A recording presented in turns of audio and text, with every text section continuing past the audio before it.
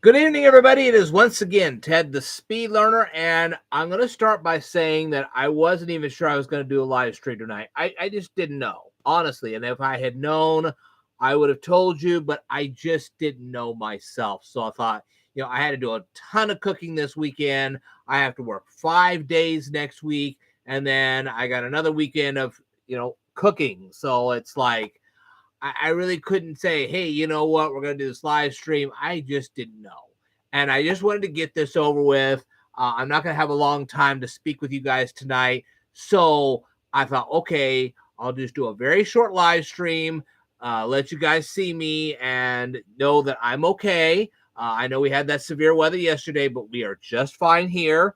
Not everybody was fine, but I was. So I was fine. I know survival on a budget made easy. I'm not sure whether he will face the severe weather tonight or tomorrow night or whenever, but it is starting to head to his direction. So I would love an update from him to let us know if he's okay. He could just do like a quick 5-minute video and say, hey, my place is fine. Or if he has damage, he can say, I got some damage, whatever. But just let us know you're all okay over there.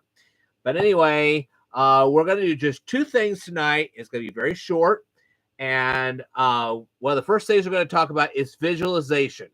Now, visualization is very important if you're going to do Harry Lorayne's memory techniques, okay? And then the other thing we're going to do just a little bit later, and it won't be very long, and then we're going to review Home Alone 2, and that's it. That's all I'm going to do tonight. So hang in there, folks. First of all, if you are one of my regular viewers, or even if you're not one of my regular viewers, I have published 5 Kindle books. My latest one was Did You Remember Everything? If you need a link to that, let me know, and I'll send it to you. It's $5 a book. Hello there, Crazy Josh Cravey. I'm glad you could join us. Like I said, this is not going to be a humongously long live stream. This is going to be kind of short. But at least now you know I'm okay, and we're trying to do these live streams as best we can.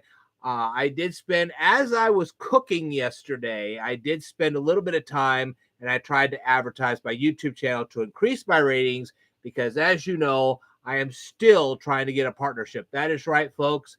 It is now March. I have been on YouTube now, I think, for 13 years. And it has been since 2018 that I had my partnership. It has been gone for about 4 years now.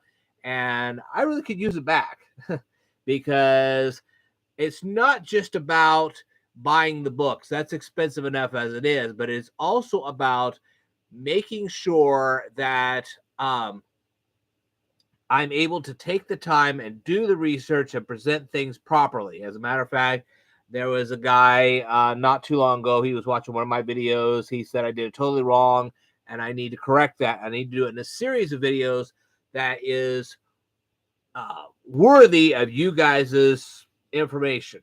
Okay. And so to do that, I need time to do that kind of research. And I just simply don't have the time when I'm working these 40-hour work weeks. It's just not happening, folks. And now I did make a couple of corrections on my thumbnails. I don't know whether you saw that or not. If you look at some of my parade videos, it actually has the words on the thumbnail, please read description box. I am hoping that people will actually go down when they see the thumbnail and they'll actually read what's in the description box so they can watch more and more of these videos. Let me tell you something. There are 2 ways a YouTube channel becomes very, very popular. Okay. At least in the line of the videos. We're not talking about the channel itself, but the videos will become more popular. One way is the more watch time they receive, the more likely they'll become popular, mainly because YouTube is very focused on watch time. They want you to stay on the platform as long as possible. Okay. The longer you stay, the more likely that they'll get revenue. That's how they see it.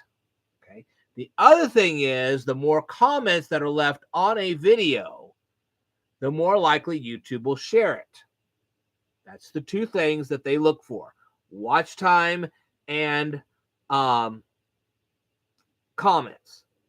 And this is what Danny Watts didn't understand when the last time I spoke to him about it. He honestly thought the view count was important, and it wasn't. Daryl Eve said so, and Roberta Blake both said so. It's not even important. They don't even look at it. They don't even guard it at all. They want to see two things. A video that's getting lots and lots of watch time, and a video that has lots and lots of comments. That means people are actually interfacing with that video, and they are more likely to share it because of that. That is what they're after. That's what they want, therefore. And this will be just as important to this live stream as it will be anything else. So the more comments I get on this, the more watch time I get on this, the more likely YouTube will share it. And there you go. Now, what do we mean by visualization? Let's just get this one over real quick, because this is not a big, heavy subject, okay? But it is very important to Harry Lorayne's memory techniques. This is referring directly to the link system of Harry Lorayne's memory book. So let's talk about it, shall we? Okay. Now, when somebody comes in the room and they say, hey, I've lost my keys, I need you guys to find it. Okay, does he have to show you a picture of the keys so you know exactly what he's looking for? Well, obviously, if you guys have already seen his keys or her keys, whoever keys it was, you know exactly what they're looking for because you could visualize the keys in your head. You don't need a picture to see what the keys look like. I mean, if the guy says, hey, I've lost my white hat, and you've seen that white hat before, you know exactly what you're looking for. That's called visualization. But in order for some of these people, I'm not kidding you, there are some people that cannot visualize anything. And this is ridiculous. Because you can't visualize anything, you cannot work. It's simple as that. There is no way you could possibly work, because how are you going to visualize the difference between a $20 bill, a $10 bill, a $5 bill, and a $1 bill? How are you going to, if you have to go to the doctor's office, how are you going to visualize what medical card you're going to have to show them? Because you may have more than one. If some police officer pulls you over and asks for your driver's license and your insurance card, how are you going to know which is which? You can't. Without visualization, that is not possible, period. And that's what we need to fix here, and you need to fix this. Now, when I tell you I'm going to place a green marker into this blue bowl, okay? Now you can visualize it, because you've actually seen me place a green marker into a blue bowl. That's visualization. And you need to practice that. Once I have shown you once that this is a green marker and this is a blue bowl,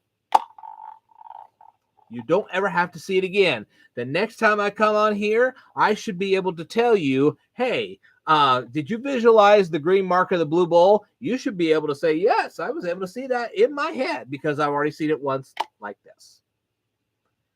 Now, this applies to something called the sternocleidomastoid muscle. Okay, this is a muscle of the body. You can look this up for yourself. How are you going to remember that? Well, this is where Harry Lorayne comes in. Okay, now let me ask you something. Think about this for a second. Have you ever seen a Clydesdale horse? Of course you have. I don't need to bring up a picture of this. Go look at a picture of a Clydesdale horse. That's the first thing you need to visualize. Now, when you have camping equipment, and I'm sure Survival at a Budget Made Easy can actually vouch for this. He's probably used this before. Have you ever used a product called Sterno? Of course. And I'm sure that Crazy Josh Cravey could say this exact same thing. Have you ever used a can of Sterno? Absolutely, I have. You don't have to literally have it in front of you to visualize it in your head. It doesn't have to be that way. Now, imagine if you were to take that can of Sterno and light it up.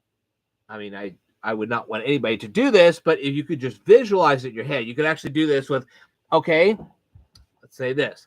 Let's say you get one of those toy Clydesdale horses. You know, they sell them at the toy shops. You buy a toy. It's a plastic toy, okay? It's a plastic toy. You get maybe like one of these plastic model things of a Clydesdale horse.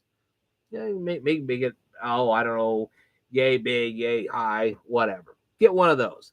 and then take a tiny can of Sterno and put it on top of the horse and light it up. Now, I know you guys would never want to really do that to a real live horse. I get that. No problem. But to a plastic toy horse, the plastic toy horse is not going to care. Okay? It's a toy horse, not a real horse. No, I would not want you doing this to a real horse. But just if you want to do it, put it on a plastic horse, get the same effect. Okay? We're just asking you to visualize. This is how movie makers do this. Okay?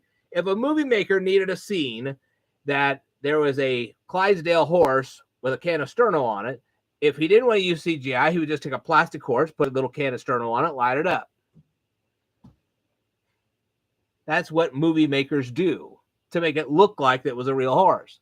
And they could use stop motion animation to do that. Why you'd want to do something like that, I don't know. But if you wanted to, you could. And you can say no real animals were harmed in the making of this this video, because it was a plastic toy horse that we bought from a toy store. You could do that. Why you'd want to do it, I don't know. But if you wanted to do that, you could. Now, how many of you people have ever seen a sailing mast? Okay. If you have seen a sailing mast, then you could actually take a model sailing mast, okay? Tie it on the back of this toy horse. Tie it on the back of the toy horse, okay? Remember, you just bought this horse from the toy store. It's just a piece of plastic. Who cares what happens to it? It's a toy. You know, toys get damaged, you know. Ooh. So you take this plastic sailing mast, you tie it on the back of this plastic toy horse, and then you put the can of Sterno, light it up. Okay, so now you have the visualization of the Sterno, the mast, and the Clydo with the Clydesdale horse. If you want to go through all that, you want to do a little stop motion animation and make a funny little thing out of it, you could do that if you wanted to. Not saying that that's what I'd want you to do. I'm just saying you could do that if you wanted to. You know, if you want to do a little movie magic, go for it. I mean, not something I would personally recommend, but if you want to do that, hey, you know, can't stop you. Not going to say I'm going to help you. I'm just saying I can't really stop you if you're going to do it. There you go. But anyway, if you wanted to make a little horror flick or something, well, that's your business. Doesn't matter to me either way. But the thing is, what I'm trying to do is to get you to visualize. What you're trying to do is you're trying to remember Sternocleidomastoid. And if you have that visualization in your head, you can remember the name. That's how it works. I assure you, if you saw a plastic Clydesdale horse with a can of Sterno and a mast on its back, and the Sterno's all lit up, you're not going to forget that image. Hence, that's how Harry Lorayne's memory techniques work. We're not asking you to do the real thing. We're just saying visualize. Visualize, visualize, visualize. That's what the whole thing's all about. What you see in your head is all that matters. Do you understand what I'm trying to get to you here? This is all about visualization. Just imagine that you're some movie producer and you're making these unusual visualizations like they did in Beetlejuice. You remember the movie Beetlejuice, all those visualizations? Same type of deal. That's how you remember things. What you do is you take the stuff you do know and connect to the stuff you don't know, and when you put the two together, you remember them both. That's how it works. You see? And that's what we're talking about here, visualization. You can make up movies in your mind. You don't have to draw them on a picture. You don't have to actually recreate them with toy models. You don't have to do stop motion animation. You can just see it in your head. And that's what we're talking about here, visualization. That is one half of Harry Lorayne's memory stuff. That is exactly what it is.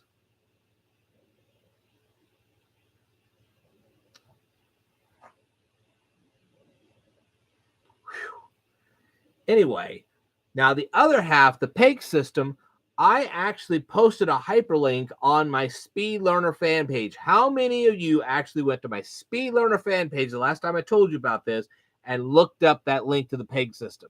How many of you people did that? There you go.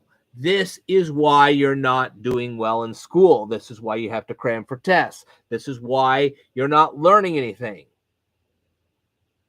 I've given you the big secret. Now take the big secret and do something with it. Have you noticed what the price of the gas pumps right now?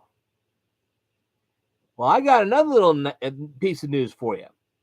Do you know that we actually import nitrogen from overseas? So what would we do with nitrogen? Nitrogen is a key ingredient fertilizer. Add that up.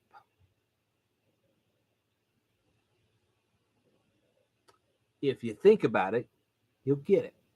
But that's what I need you to do, is to start thinking about things. You cannot afford to live in ignorant bliss anymore. That just can't be. You're either going to have to find higher paying gainful employment, or you're not going to have employment. That's the way it works. That's what I'm trying to help you out with. That's what this whole channel is all about. Didn't I tell you a long time ago about a region in Italy called Latium? And I told you that there was a town in it called Alba Longa, which means a long row of trees. And within that town lived a whole group of people known as the Phoenicians. And I know you've heard the word Phoenician before, so you should know what I'm talking about here. But then you take that next step and you say they had already formulated Greek, and then they reformulated something called Latin, and 60% of everything you speak comes from Latin. So that means if you know Latin, you can read most books. And if you can read most ancient books, can you imagine what you're going to be able to do? You'll be able to do all kinds of things. You can read those old math books, and they will finally make sense to you. I taught you guys Euclid's Elements. I know the videos have been a little garbage. Let me tell you something. You give me my partnership back, I'll remake the videos. All of them. Just for you. But you got to get me my partnership back first. Anyway, but the point is, I want you to use visualizations and the PEG system of Harry Lorayne to learn. That's what I'm trying to do for you. If you have to draw pictures, I don't care. Whatever you have to do to master the art of visualization, start doing that. And then use those visualizations to learn things. And once you do, and you combine that with a PEG system, you'll learn faster, a lot faster. Let me tell you something. If you have a bigger vocabulary, you will read books faster, a lot faster, because you don't have to spend time looking at every other word up in the dictionary. That's how it works. Do you understand visualization now? Good. Okay. Let's quickly move on to Home Alone 2. I'm going to go ahead and do the review. As you can plainly see, I've got the notes. I've had them for quite some time now, but I just didn't have a chance to get on the air and do this. So, without any further ado, and in case you guys were curious, after the storms moved through, we went from 70 degrees to 50 degrees, and we're going to go back down to 30 degrees in the next 24 hours. Talk about cold. And next week, we may get just a little more snow. Not a lot, but we'll get a little bit more. But I guarantee you, people north of us, they will get a lot of snow. So I hope they enjoy snow, because they're going to get one more round before it's all done. Anyway, let's go ahead and get this camera set up real quick.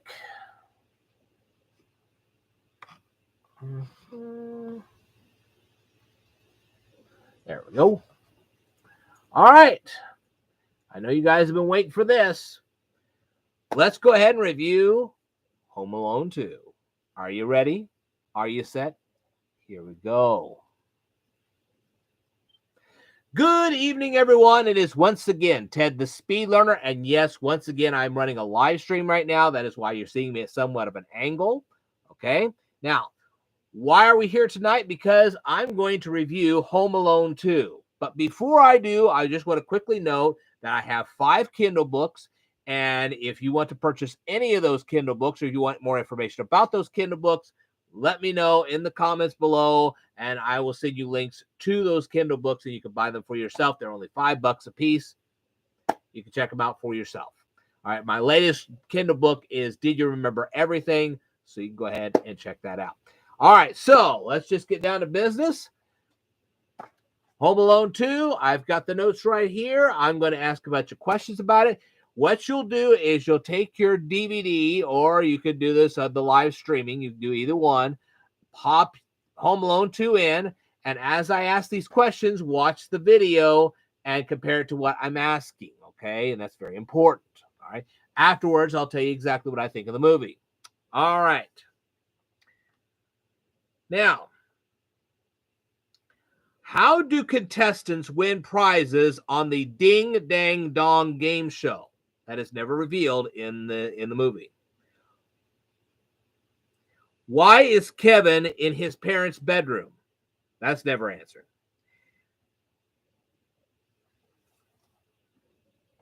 All right.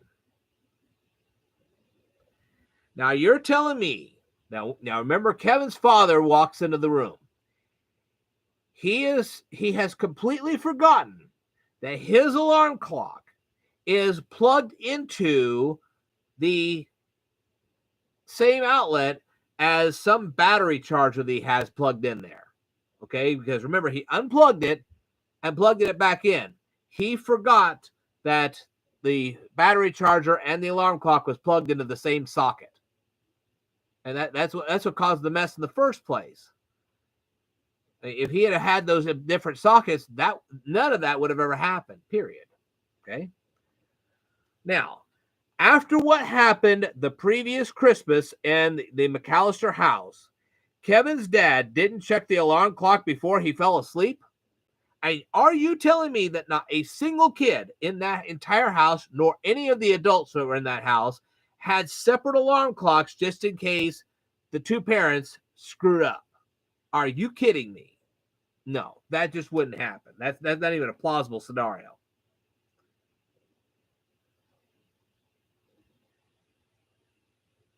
Okay, I can personally accept that Kevin was in this choir. No problem. But are you telling me that Buzz was in the same choir as Kevin? Really? Why? Are you telling me that Buzz has the same kind of wonderful voice as Kevin? How did that happen? I thought this was a school thing. I didn't think they'd want to combine all the kids that way. And Buzz is an older kid. Really? We're talking about a suburban high school or maybe a junior high. I don't know. But Kevin and Buzz were not even close to the same class. I promise you that. So, and no one in that audience, even if they noticed that Buzz was misbehaving, they didn't try to stop him in any way, shape, or form. They just laughed. Really? Even the piano player should have noticed and should have stopped playing and said, I'm not going to do this anymore. This kid's misbehaving. Nobody tried to stop Buzz before Kevin did. Really? No, that's not even realistic. Buzz should have been severely punished for his actions. It was what he did that caused the problem, not what Kevin did. Why should Kevin say anything at all? He didn't do anything wrong. As far as I'm concerned, he did absolutely nothing wrong. Now, when everyone was at the airport, Kevin's dad was surrounded by his family. Okay? Literally, Kevin's dad was surrounded by Kevin's brothers and sisters. All right? Why did Kevin follow a guy who wasn't surrounded by anybody? I mean, think about it. He looked down for a second, put the batteries in, looked back up, and started following a guy that wasn't surrounded by anybody. Really? He should have known right away something was wrong because the rest of the family wasn't following. And they were all together before that.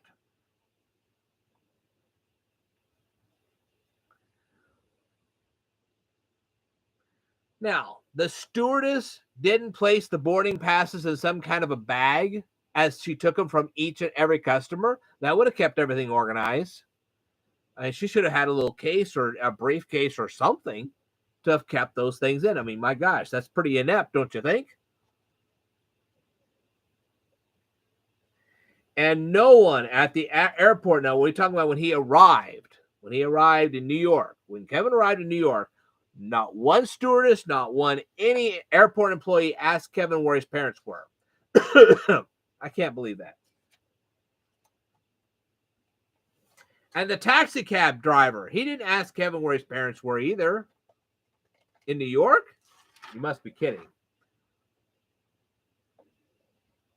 And a New York shop, and I know this is kind of unusual, but a New York shop, nobody in the shop asked Kevin where his parents were. Excuse me, really? Let me get a quick drink here and I'll go on.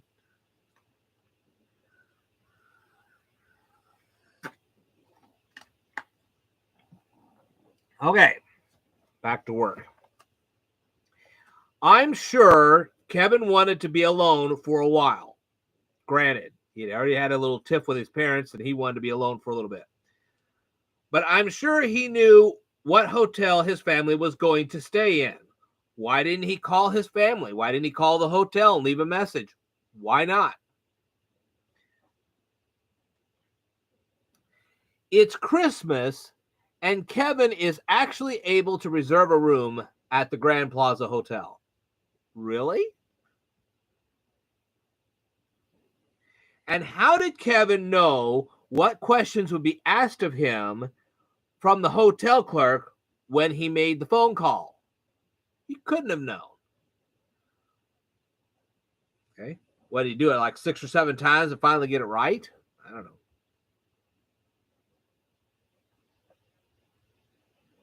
And why didn't Kevin record the credit card number? Why didn't he recite the credit card number into his tape recorder when he did this?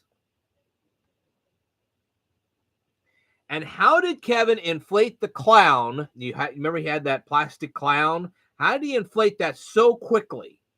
I'd like to know that as well. And even when he got the clown, let's say he had enough time to inflate the clown that quickly. How did he get the ropes tied around that clown so quickly? He had to have had that set up long before. Anyway.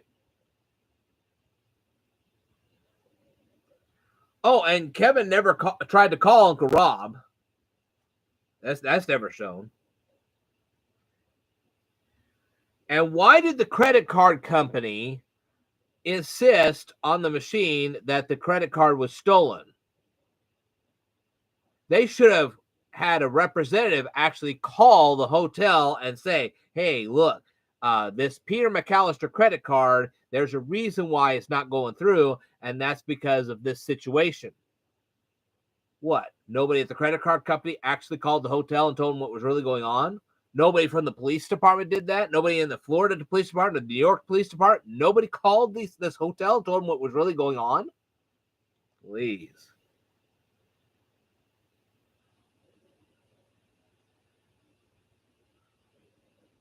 Now, what are the odds that Harry and Marvin would bump into somebody twice? Okay? I mean, think about it. What are the odds that they would have ever found themselves in the situation where once again they were in front of Kevin McAllister? The odds would have been 1,000,000 to 1. There's no way that could have ever happened. The odds are so astronomical.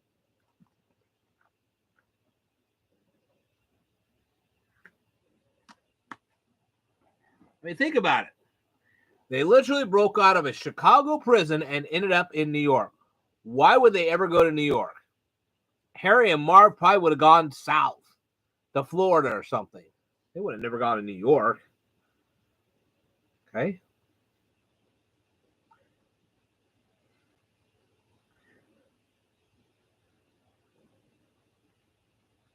Now, not one member of the hotel staff called the credit card company or the police before trying to apprehend Kevin. Why? That doesn't make any sense. Now then, prior to escaping from the hotel, Kevin never made an attempt to visit his Uncle Rob. Why not? And initially, Kevin never looked for an alternate entrance into Uncle Rob's apartment in New York. Really? And no one ever tried to rob Kevin? Give me a break. He's going through Central Park. Thieves everywhere. Come on. Oh, and Kevin prepared all the traps in just 3 hours. Really? And when Harry flew up in the air and landed on the car, he not only damaged that car like you wouldn't believe, but also, I mean, there wasn't that high of a jump. He damaged the car that much, and then he actually was able to walk away from that? Really? I don't think so. And then Marv, when he pulled the cord, of course, he got injured because he did that, but then he continued to pull the cord? Who'd do that? And that was the cord on the doorknob, by the way. That's what I'm talking about. And Marv never looked at the floor? Give me a break. He had already been in Kevin's home a year earlier, and he never looked at the floor? I don't believe it. And the fire didn't ignite the clothes of Marv or Harry. Okay, they're on the rope. The rope's on fire, and it never ignited their clothes. Right. And Kevin didn't anticipate the ice. Give me a break. He used to live in Chicago. Well, he still lived in Chicago. He knew perfectly well about ice, and he didn't anticipate the ice? Please. And how did Kevin know the exact moment he needed to activate the fireworks? He didn't know when those police officers were going to arrive. He got a guess at it, but he really didn't know for sure. Now, there are dozens, and I mean hundreds of Christmas trees all around New York City at Christmas time. How did Kevin's mom know the exact Christmas tree that Kevin was going to be standing at? How could she possibly know? She didn't. Now, overall, I have to say that Home Alone 2 was a very cool movie. I like it. It's fun. It's funny. It had a lot of great laughs. Despite anything I was asking questions about, overall, it's a good movie, and it's very enjoyable. I actually liked it. I liked the first one better. This one was a little more predictable. But the thing is that these movie errors, and you can see how erroneous this is, it does distract from the movie. So, yes, I liked it. Yes, I would watch it over and over again. It's just that funny. The dialogue was great. The characters were great. Everything was great. But some of this stuff was just so utterly stupid, especially if you're doing this the second time around. It's like, really? This kind of distracts from what could have been. This could have been a lot better.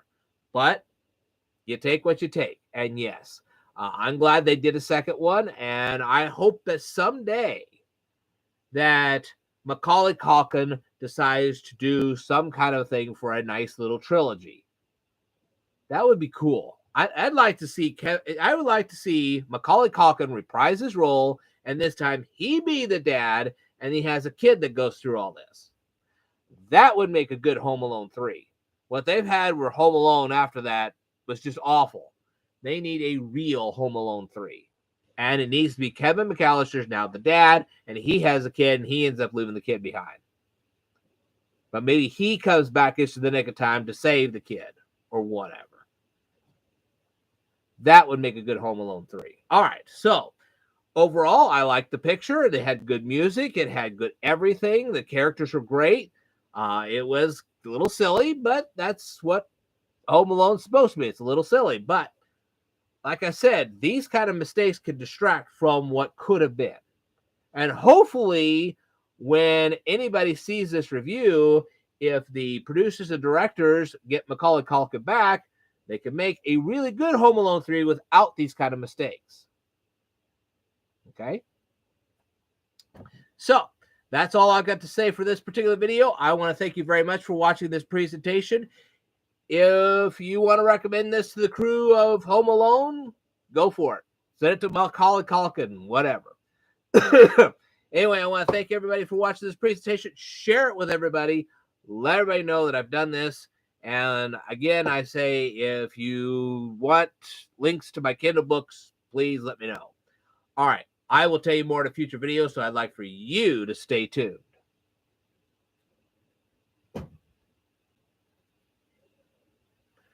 What'd you guys think? Kind of cool, huh? Anyway, I will be uploading this Home Alone 2 video, and we'll get it up on the air at long last, and everybody can see it. I think you can now realize that even though I enjoyed Home Alone 2, there were these mistakes, and it really was distracting to the whole story. And that's why I brought these points up. Hopefully you saw that for yourself. And check out the video and see what I'm talking about. Thank you very much, Crazy Josh Cravey. He says, quite the review indeed. Yes. So, like I said, you had to balance out this Home Alone 2 review. It was, yes, I like the movie, but these mistakes were very distracting. And if they had not been there, it would have been much more enjoyable. See the difference? All right. Now, I always liked the second film. Everything after that was bad. You are absolutely right, Crazy Josh Cravey. That Home Alone 3 they had, Home Alone 4, Home Alone 5, all of them were disasters. I won't even bother to cover them. Not unless somebody pays me to, and then I'll cover them all right. And it'll be quite a... You really want... Listen, you compensate me for that. I will happily get on there, and I will tell you just how bad these things really are. You think they're bad, and you don't realize how bad they really, really are. And I could cover it inch by inch with you and say, hey, this is terrible, this is rotten, this is whatever. You compensate me, I'll do it. I'll get right up on this camera, and I'll tell you just how bad this thing really is. And you're like, holy cow, I missed this, I missed that. I didn't realize that this was this bad. So you just give me a reason to do it, and I'll do it. Now, you saw me do it with A Christmas Story. You wait till I get a hold of one of them. You want me to see the real movie critic? Let me at him. Just let me at him. Okay. So, anyway, I want to thank you guys for watching this live stream. I know it was a little short tonight, but you can see why. I got a long work week ahead of me. I was thankful I got this done at all, to be honest with you. And like I said, I will go ahead and process this Home Alone 2. I know that a lot of people, they don't really necessarily want to watch the whole live stream just to see the review. That's why I brought this portion up for them. The visualization, they need to watch the whole live stream. They really do. So, anyway, I want to thank you guys very much for watching me tonight.